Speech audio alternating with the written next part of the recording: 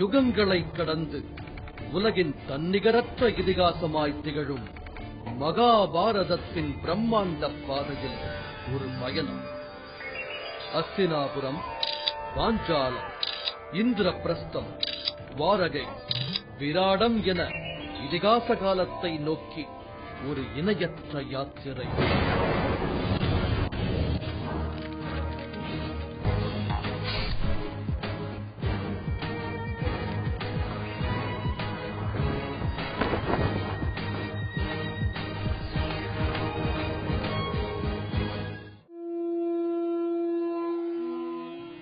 அறிவாற்றல் இல்லாமல் பல பொருட்களை பற்றி கேள்வியறிவு மட்டுமே கொண்டிருக்கும் ஒருவன் உணவைத் தொடும் அகப்பையானது அந்த உணவின் சுவையை அறியாததைப் போல சாத்திரங்களின் கருத்தை அறிய மாட்டான்.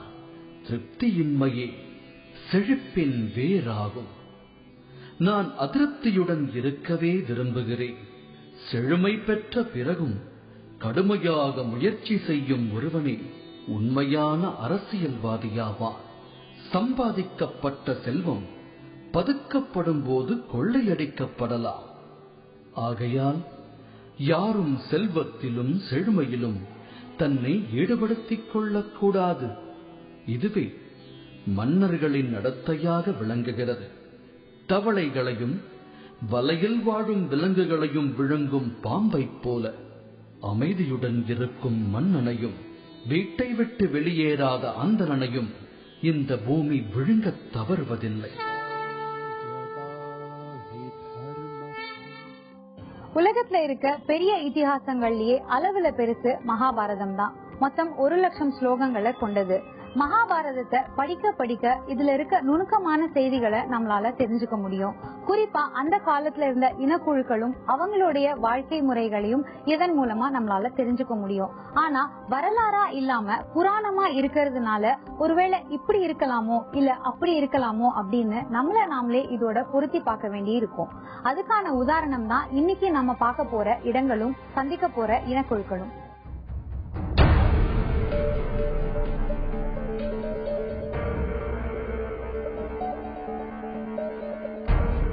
வர்த்தமானம் வழியா பலமுறை பாண்டவர்கள் பயணம் செய்திருக்காங்க.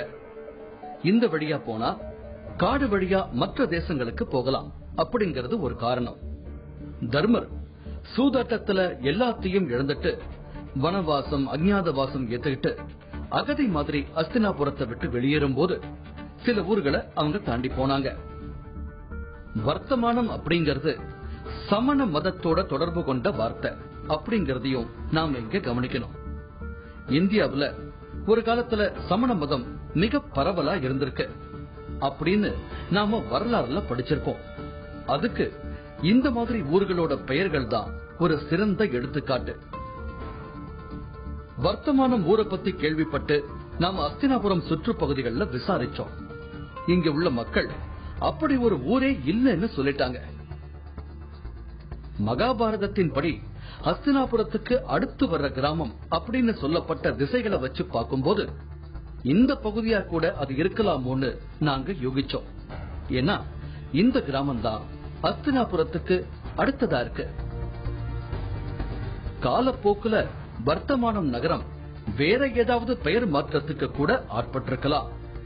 இங்கிருந்து நாம அடுத்ததா போக போற இடமும் நம்ம கற்பனைக்கு உருவம் கொடுத்த ஒரு இடம்தான். மகாபாரதத்துல சொல்லப்பட்டிருக்கிற அந்த இடத்துக்கு பேரு பிரமாண கொடி.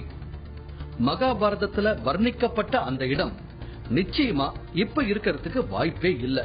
ஆனா அது எப்படி இருந்திருக்கும்னு நாம கற்பனை செய்து பார்த்த போது அதே மாதிரி ஒரு இடம் கிடைச்சது. அது என்ன இடம், நம்ம கற்பனை என்ன அப்படிங்கறத நாம தொடர்ந்து பார்க்கலாம்.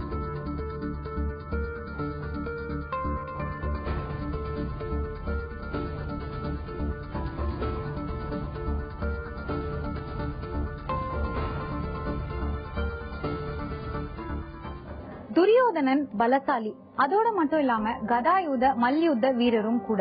துரியோதனனுக்கு நிகரான பலசாலி பாண்டவர்களேயே பீமன் தான். இந்த 2 கதாபாத்திரங்களுமே மகாபாரதத்துல பொருத்தி கொள்கிற ஒரு கதாபாத்திரம். சின்ன வயசுல இருந்தே 2 பேருக்குமே ஒரு எதிரி தன்மை இருந்தது. பீமன் சாதாரணப்பட்டவர் இல்ல. கௌரவர்கள்லயே துரியோதனனை தவிர பீமனுடைய உடல் எடைக்கு மீதி எல்லாருமே ஒரு பகுதி தான் இருப்பாங்க.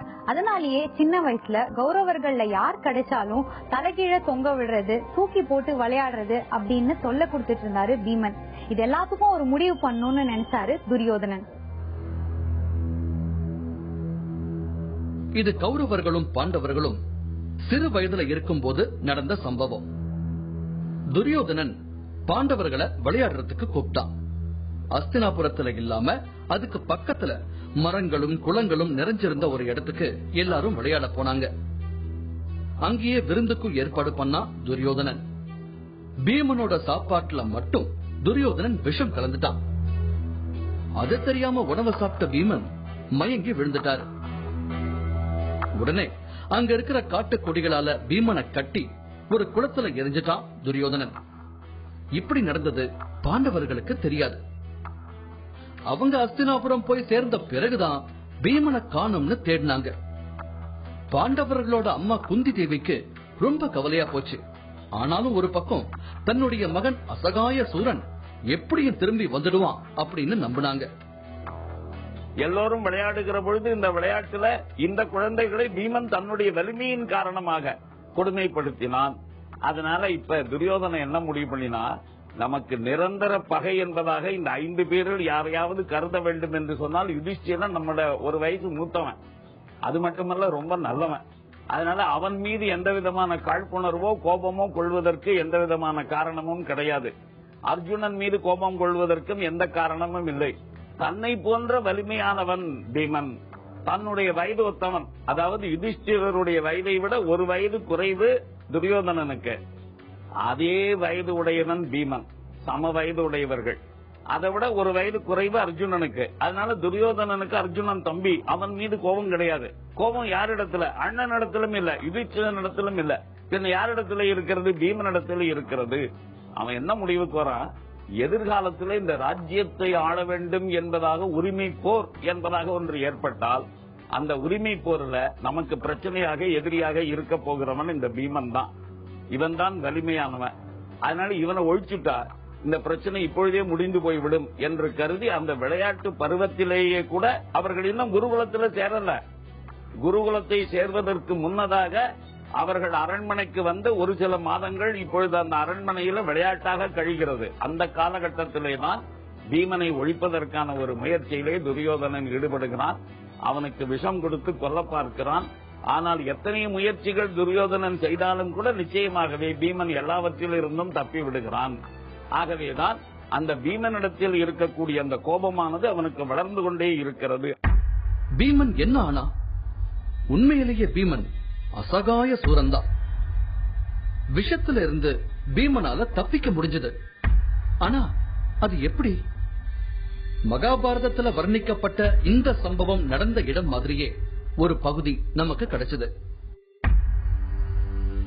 வர்த்தமானம் தாண்டி வந்தா பிரமாண கோடிக்கு வந்துடலாம் அப்படிங்கிறது மகாபாரதம். இந்த இடத்துல ஒரு ஆலமரம் இருந்ததாகவும் ஒரு குளமும் இருந்ததாகவும் அதோட கரையில தான் கௌரவர்கள் விருந்து கொடுத்த சம்பவம் நடந்ததாகவும் சொல்லப்பட்டிருக்கு.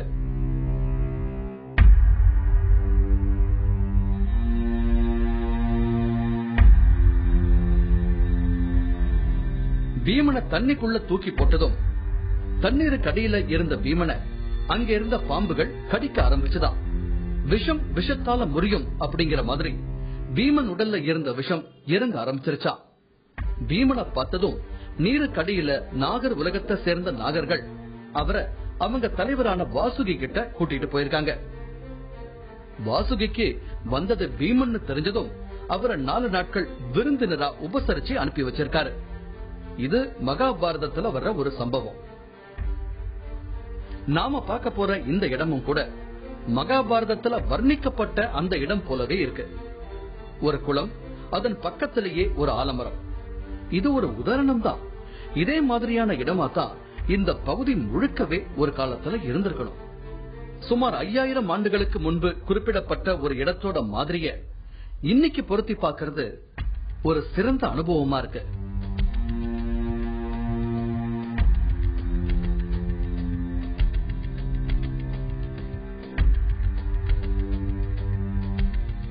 ஆலமரத்துக்கு பக்கத்துல குளம் இருக்கிற இது மாதிரியான ஒரு இடத்துலதான் இதிகாசத்துல சொல்லப்படுற அந்த சம்பவம் நடந்திருக்கு. நாகலோகம்னு ஒண்ணு இருக்குதா, அங்க நாகலோகத்தை சேர்ந்தவங்க எல்லாம் வாழ்றாங்களா அப்படின்னு நமக்கு தெரியல, மகாபாரதம் சொல்லுது. ஆனாலும் இப்பவும் அஸ்தினாபுரத்து பக்கத்துல இருக்கிற ஒரு ஊர்ல நாகரிக மக்கள் அப்படின்னு ஒரு சமூகம் வாழ்ந்ததா சொல்றாங்க. மகாபாரதம் சொல்ற நாகரிக மக்கள் அவங்கதானா அப்படிங்கறது நமக்கு தெரியல, போய் பார்த்தாதான் தெரியும். ரொம்ப ஆவலோட அடுத்ததா நான் அவங்கள தேடிதான் போயிட்டு இருக்கேன். அஸ்தினாபுரத்தை குரு வம்சத்தினர் ஆள்றதுக்கு முன்னாடி இந்த இடங்கள்லாம் நாகர்வசம் தான் இருந்திருக்கணும்னு ஆய்வாளர்கள் சொல்றாங்க.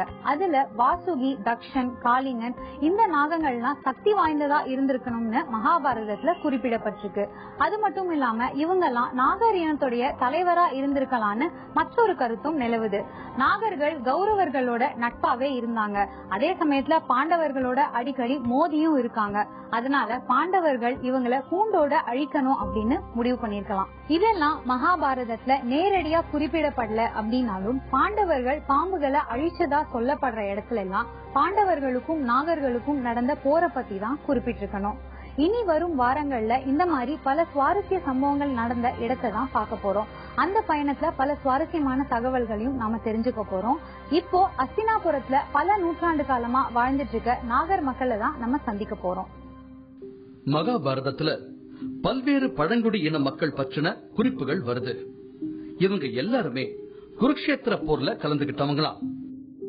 அதுல முக்கியமா வர்ற பேர்கள் நாகர்கள், கிண்ணறர்கள் போன்றவர்கள்னு புராணங்கள் குறிப்பிடுது. வேத காலத்துக்கும் முன்னாடியே நாகர்கள் தொடர்பான குறிப்புகளும் இருக்கு. நாகர்களுக்குன்னு ஒரு தனி பண்பாடு, நாகரீகம், கலாச்சாரமும் இருந்திருக்கு.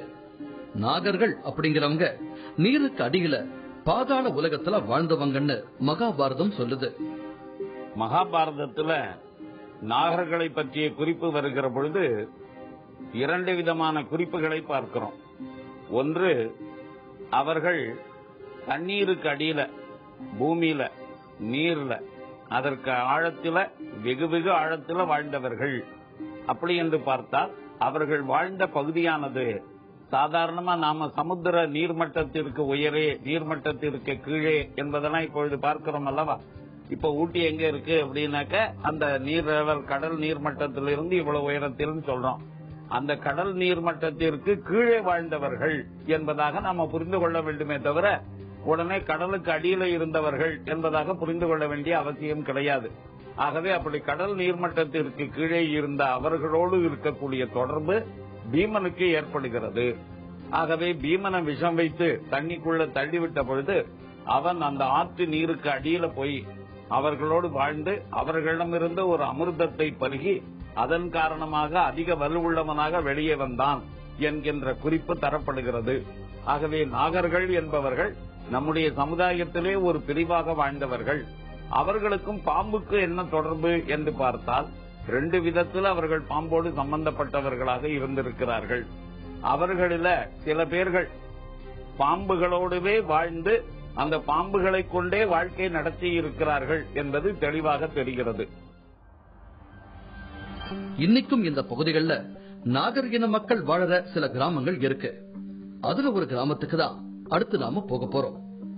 இந்த கிராமத்துக்குள்ள நுழையும் போதே கிராம தேவதையான மானசா தேவி ஆலயத்தை பார்த்தோம். சிவனை கால்ல போட்டு இருக்கிற மாதிரியான சிற்பம் இது. தேவர்களும் அசுரர்களும் அமுதம் எடுக்கிறதுக்காக பார்க்கடலை கடைஞ்ச போது வாசுகி பாம்பினால வெளிப்பட்ட விஷத்தை சிவன் அருந்தினாரா. அப்போ பார்வதி தேவி விஷம் அவருடைய கழுத்தை விட்டு கீழே இறங்காம இறுக்கி பிடிச்சு தடுத்தத இங்க சிற்பமா செய்திருக்காங்க. மானசா தேவி பார்வதியின் ஒரு அவதாரம்னு சொல்றாங்க. காசியப முனிவருக்கும் கத்ருவுக்கும் பிறந்த பெண் தான் மானசா தேவி. கத்ரு தான் எல்லா நாகர்களுக்கும் தாய் அப்படிங்கிறது மகாபாரதம். மானசா தேவியினுடைய திருமணம் பற்றி முதலா சொன்ன நூலும் மகாபாரதம் தான். இந்த எல்லை கோயிலை தாண்டித்தான் நாம கிராமத்துக்கு போறோம். நாம போற கிராமம் பேரு கேசிப்பூர். நாகர் பழங்குடி இனத்தவர்கள் வடகிழக்கு மாநிலங்கள்லயும் இருக்காங்க. ஆனா இந்த நாகர் இன மக்கள் மகாபாரதம் விவரிச்ச பகுதிகளில் வாழறவங்க. நாகர் இன மக்களின் அரண்மனைகள் எப்படி இருந்ததுன்னு மகாபாரதம் வர்ணிக்குது. ரத்தினங்களும் தங்கமும் நிறைந்த அரண்மனையில அவங்க வாழ்ந்தாங்களாம். உயர்ந்த கலாச்சாரம் கொண்டவங்களா இருந்திருக்காங்க. அப்படிப்பட்ட நாகர் இன மக்கள் இன்னைக்கு வாழற இடங்களை பார்க்கும்போது காலத்தை நினைச்சு பெருமூச்சுதான் விட முடியுது. காலம்ங்கிறது எல்லாத்தையும் மாத்தக்கூடியது அப்படிங்குது மகாபாரதம். அது மகாபாரதம் நமக்கு போதிக்கிற மாபெரும் தத்துவங்கள்ல ஒண்ணு. உயர்வு தாழ்வு என்பது நிலை பெற்று இருக்காதுன்னும் அது நமக்கு அறிவுறுத்தது. இந்த பகுதியில வாழற மக்கள் பாம்புகளை பிடிக்கும் தொழில் செய்யறவங்களா இருக்காங்க. இசையிலையும் இவங்களுக்கு பெரும் ஈடுபாடு இருக்கு. மகுடிங்கிற வாத்திய கருவி பாம்ப மயக்கிறதுக்காக மட்டும்தான் அப்படின்னு நாம நினைச்சுக்கிட்டு இருக்கோம்.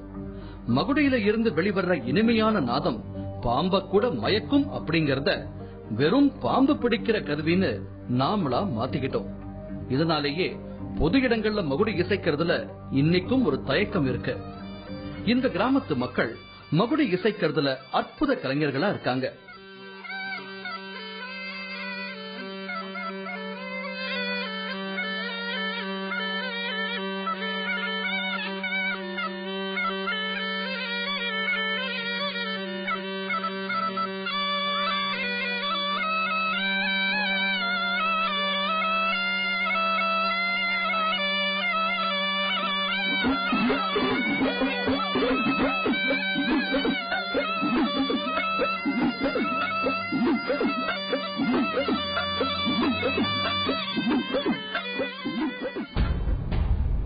மொத்தமே சுமார் 1500 மக்கள் தான் இந்த இனத்துல இப்ப இருக்காங்க.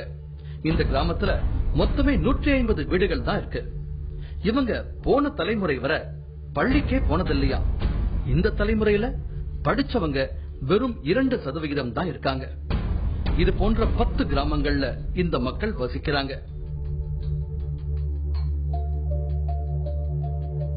இவங்களோட ஆசைகள் கனவுகள் எல்லாமே இவங்க குழந்தைகளும் பாம்பு பிடிக்கிற ஒரு நிலைமைக்கு வந்துடாம படிப்பறிவோட நல்லதொரு வாழ்க்கை வாழணும்ங்கிறதுதான். மகாபாரத காலத்துக்கு முன்னாடி இந்த ஒட்டுமொத்த பிரதேசத்தையும் ஆண்டு வந்த நாகரிக மக்களை அடிச்சு வரட்டிட்டு தான் குருவம்சத்தினர் ஹஸ்தினாபுரத்தை கைப்பற்றினாங்க அப்படின்னு வரலாற்று ஆராய்ச்சியாளர்கள் சொல்றாங்க. அப்பெல்லாம் லட்சக்கணக்கா இருந்த இந்த மக்கள் இன்னைக்கு வெறும் 15,000 பேரா ஹஸ்தினாபுரத்தை சுத்தி இருக்கிற கிராமங்கள்ல சிதறி போயிருக்கிறாங்க. நிறைய வயல்வெளி பாதைகள்லாம் கடந்துதான் இவங்களை நாங்க தேடி கண்டுபிடிச்சோம். ஆனா இங்க வந்து நம்ம பார்த்த காட்சிகள் நம்மள ரொம்பவே அதிர்ச்சிக்குள்ளாக்குற மாதிரி இருந்தது. இவங்க தங்களை அடையாளப்படுத்துற ஜாதி சான்றிதழ அரசாங்கம் தங்களுக்கு கொடுக்கல அப்படின்னும், ஜாதி சான்றிதழ் இல்லாத ஒரே காரணங்களால தங்க குழந்தைகளை பள்ளிக்கூடங்களுக்கு அனுப்ப முடியலன்னு ரொம்ப வருத்தப்படுறாங்க. ஒரு காலத்துல ஆண்ட பரம்பரையா இருந்த நாங்க இன்னைக்கு நிரந்தர தொழில் இல்லாம, சாப்பாடு இல்லாம, தங்களோட குழந்தைங்களுக்கு போடுறதுக்கு நல்ல துணிமணி இல்லாம, அவங்களுக்கு கொடுக்கறதுக்கு கல்வி இல்லாம ரொம்பவே கஷ்டப்படுறோம் அப்படின்னு சொல்றது நம்ம மனசாட்சியை ரொம்பவே உறுத்ததான் செய்யுது. இன்னைக்கு நம்மளோட யாத்திரிகன் பயணம் நிறைய அனுபவங்களோட ரொம்பவே சுவாரஸ்யமா இருந்திருக்கும் அப்படின்னு நம்புறேன். மகாபாரதம் முழுவதுமே பிளாஷ்பேக்ல சொல்லப்படுற கதை தான். பரீட்சித் மகாராஜாவுக்கும் பிற்காலத்துல இந்த கதை சொல்லப்படுது. அர்ஜுனர் வழி வந்த பரீட்சித் ஹஸ்தினாபுரத்தை ஆள்றாரு. அதுக்கான ஒரு நிகழ்கால சாட்சியா அவர் பேர்ல ஒரு ஊரே இருக்கு, அங்க ஒரு கோயிலும் இருக்கு. பரீட்சித் மகாராஜாவுடைய இறப்பு ஒரு சுவாரஸ்யமான கதையா சொல்லப்படுது. பரீட்சித் மன்னன் ஒரு நாள் காட்டுல வேட்டையாடும் போது கலைச்சு போறாரு. அந்த நேரத்துல பசியும் தாகமும் அவரை போட்டு வாட்டி எடுக்குது. கமிக முனிவருடைய ஆசிரமம் பக்கத்துல இருக்கறதுனால இவர் அங்க போறாரு. அந்த நேரத்துல முனிவர் தியானத்துல இருக்காரு. தான் வந்ததை கூட கவனிக்காம தியானிக்கிற மாதிரி ஏமாத்தி நம்மள அவமானப்படுத்துறாரோ அப்படின்னு நினைச்சு கீழே இருந்த ஒரு செத்த பாம்பை எடுத்து முனிவருடைய கழுத்துல போட்டுடுறாரு. இந்த வேண்டாத செயலை கேள்விப்பட்ட முனிவருடைய மகன் சிறுங்கி மன்னனுக்கு ஒரு சாபம் இடுறான். இன்னும் 7 நாட்கள்ல தக்ஷன்ற பாம்பு தீண்டி நீ மரணம் அடைவாய் அப்படிங்கறதுதான் அந்த சாபம். 7 நாட்கள்ல மரணம் அடையத்துக்குள்ள மகாபாரதத்தை கேட்டு இறக்கணும் அப்படின்னு மன்னன் கேட்க அந்த சமயத்துல சொல்லப்படுற கதை தான் மகாபாரதம். அந்த சம்பவம் நடந்ததா சொல்லப்படுற இடத்துக்கு தான் இப்ப நம்ம போக போறோம்.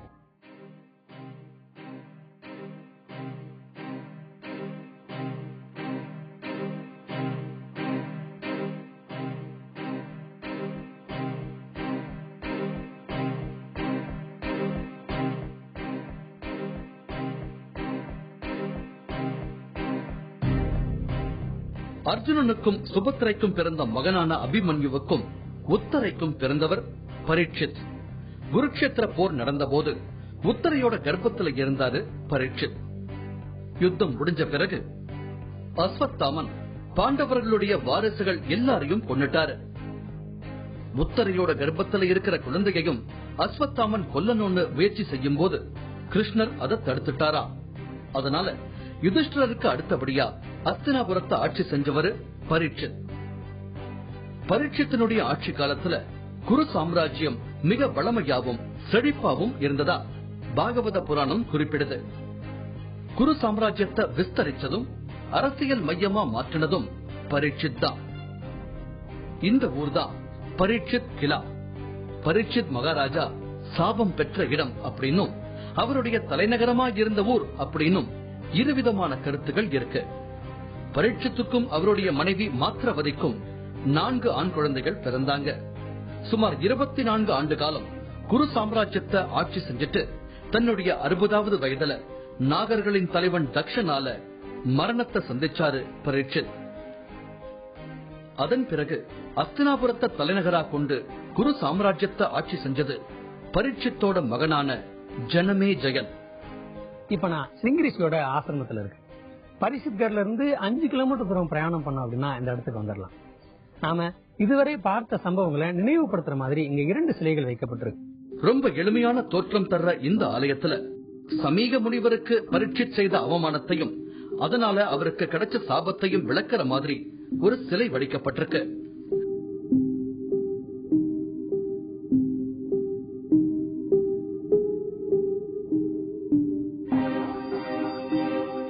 பரீட்சித் இறந்த பிறகுதான் கலியுகம் துவங்கிச்சான். நேர்மை, உண்மை, வீரம் எல்லாம் இருந்தும் ஒருவன் நிதானம் தவறும் போது ஏற்படுற விளைவுதான் பரீட்சித்துக்கு கிடைச்ச சாபம். இப்பவும் பரீட்சித்தோட கதைய உள்ளூர் மக்கள் பாடல்களா பாடிக்கிட்டு தான் இருக்காங்க. மகாபாரத கால நாகர்கள் பத்தியும் அவங்களுடைய இன்றைய நிலைய பத்தியும் நாகர்களுடைய தலைவனால கொல்லப்பட்ட பரீட்சித் மன்னரை பத்தியும் தான் இந்த வாரம் நம்ம பார்த்தோம். மகாபாரத கதையில முக்கிய திருப்பங்களை ஏற்படுத்திய சம்பவங்கள் நடந்த இடத்துக்கு தான் நம்ம அடுத்த வாரம் பயணிக்க போறோம். மீண்டும் சந்திக்கலாம்.